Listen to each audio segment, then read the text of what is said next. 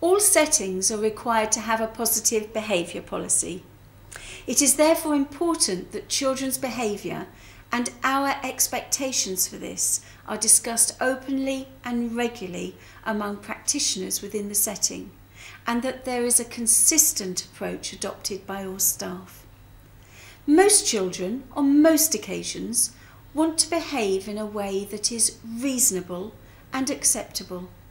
However, there are always occasions when children may lack the emotional, social, or behaviour skills to cope with conflict and challenging situations.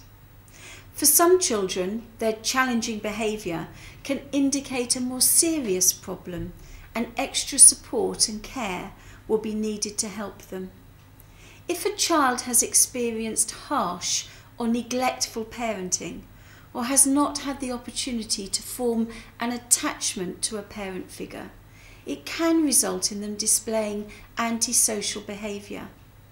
It is essential, therefore, that we acknowledge the important role that parents play in helping children to behave appropriately and to be emotionally stable. As practitioners, we support their role and need to provide children with a stable, secure and consistent environment whilst they are in our care. The early years foundation stage places great importance on the role of parents and the key person in helping children to behave in an appropriate way. Indeed, the principle for the theme of positive relationships states, "Children learn to be strong and independent from a base of loving and secure relationships with parents and/or a key person." This is an extremely important principle and needs to be fully understood by practitioners.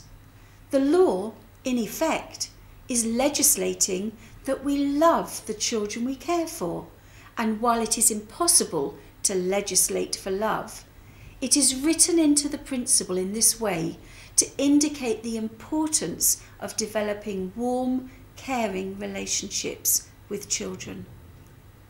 Why is this so important? Well, we now know that the brain of a child under the age of 3 is still developing. At birth, there are 100 billion neurons, brain cells, and 50 trillion synapses, connections.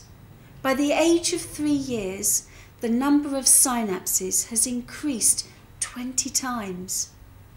If a baby experiences trauma, stress, or lack of care before the age of 3, it can significantly affect the brain's development and result in permanent damage.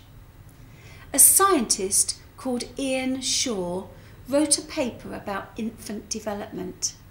In it, he states that the child's first relationship, the one with the mother, acts as a template that permanently moulds the individual's capacity to enter into all later emotional relationships.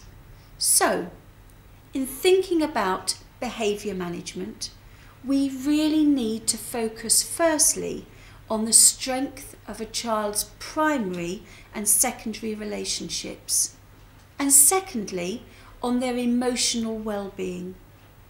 Where this is challenged or absent, a child's behaviour will often reflect this in a neglectful way.